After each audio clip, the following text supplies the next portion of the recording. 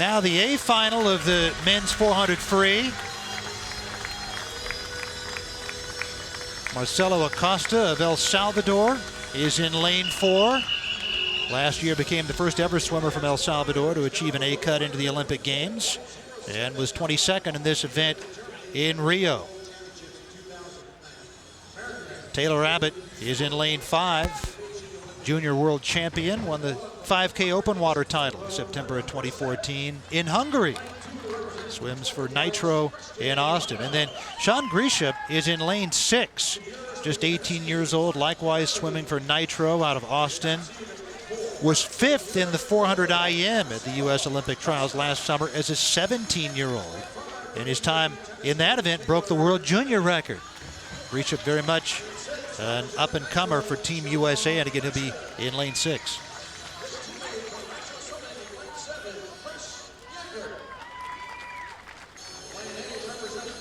Chris Yeager in lane 7.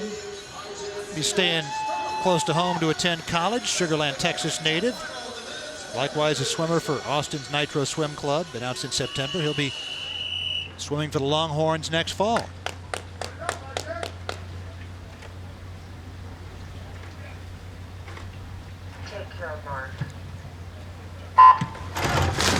More teenagers, 5 of them in this heat.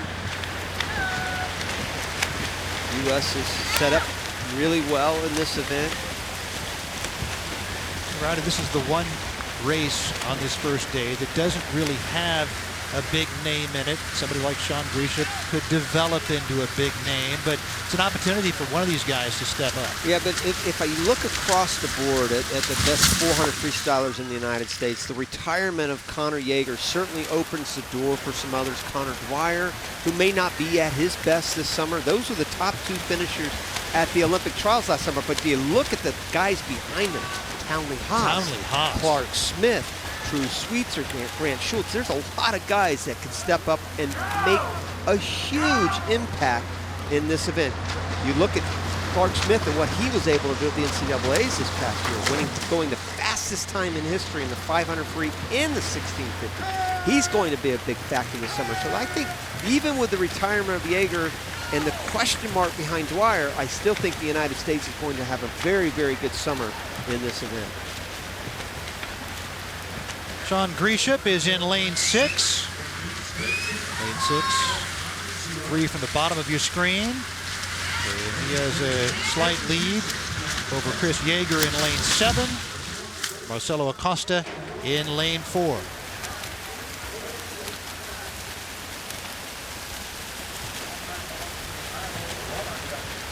Rowdy, swim fans have heard a lot about Grant Schultz and Drew Sweetser, even to a degree. But did Townley Haas, with his development, take you by surprise? You know, I don't really think so, Rich, only because of the huge NCAA championships he had last year. Obviously, another great one this year. I was talking about coming into those championships. Oh, coming into the championships last year? Oh, yeah. Everybody knew he was good, but nobody thought he was going to be that good. Nobody thought he was going to go 130 point in the 200 freestyle. But he did surprise a lot of people as far as times goes. The success he had wasn't so much a surprise as the times themselves. But you know, he followed that with a very successful summer, making the Olympic team in the 200 freestyle as far as part of the relay. And so again, the United States, even though the retirement of Michael Phelps is going to be felt, there's no question about it, and I think you'd be foolish to think otherwise. I still think the United States is set up really well in so many different events. At the 250-meter mark, Acosta had the lead over Abbott and Grisham. Acosta's best time is 3:48, which is far and away better than anybody else in the field. 3 seconds ahead of everybody else in this field. Marcelo Acosta with the lead, now 2 100ths behind Taylor Abbott. And Grisham in 3rd as they approach the final turn. Grisham right there in lane number 6. If you look across the board, though, all 4 of those swimmers are really just 3 right now, right still in the mix of things. 4, 5, and 6, 50 meters left to go. Anybody could pull this one out. You see Acosta breathing to his right, so he sees those two guys.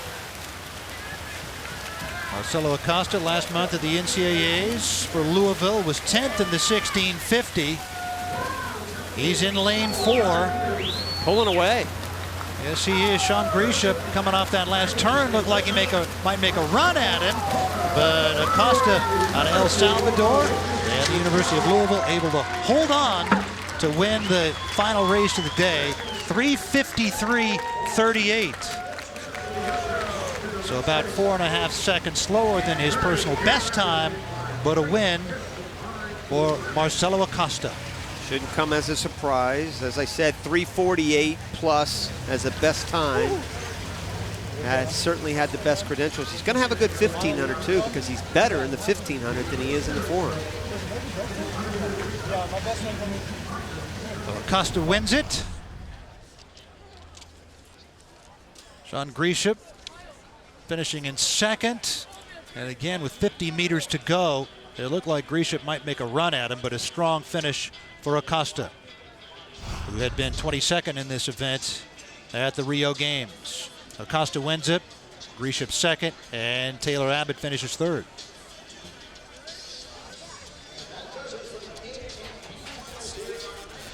Well, we've got one day down, 2 to go here in Mesa, Arizona, event number 3 of the Arena Pro Swim Series this year.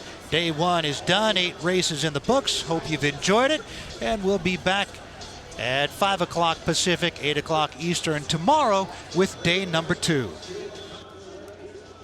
Center, make sure to stop by.